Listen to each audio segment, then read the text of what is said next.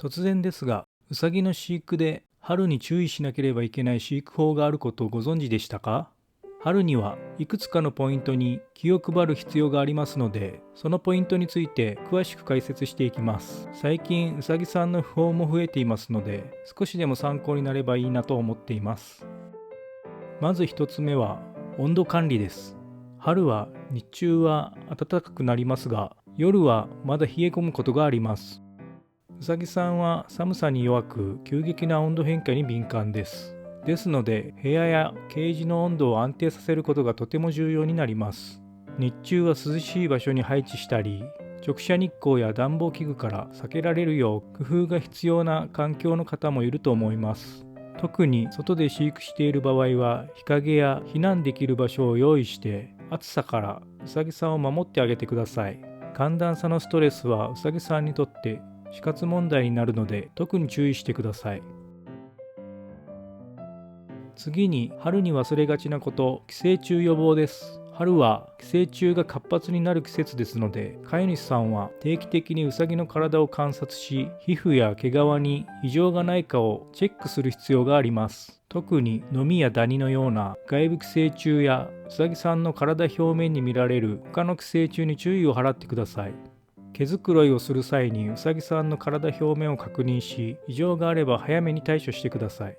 うさぎさんの飼育環境を清潔に保つことも寄生虫予防の重要な要素です。うさぎさんのケージや部屋の掃除を定期的に行い、排泄物や汚れをきれいに取り除きます。特にうさぎさんが排泄物や汚れを食べることがあるため、清潔な環境を維持することで寄生虫感染のリスクを減らすことができます。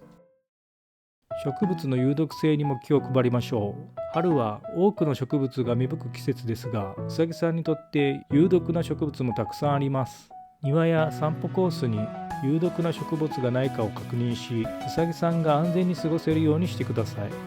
散歩を外でされる方は以前よりかなり減ってきてはいますが、初心者で遊ばせている方も稀にいます。有毒植物に接触した場合は、速やかに獣医師に連絡してください。最後に花粉症への対処です。春は花粉が多く飛散する季節であり、うさぎさんも哺乳類であるため花粉症になる可能性があります。花粉症の症状はくしゃみ、鼻水、目のかゆみなどがあります。うさぎさんのいる部屋を清潔に保ち、花粉の侵入を最小限に抑えるようにしましょう。部屋の換気をすることで花粉を除去しましょう。また症状が見られる場合は獣医師さんに相談し、適切な治療法を検討してみてください。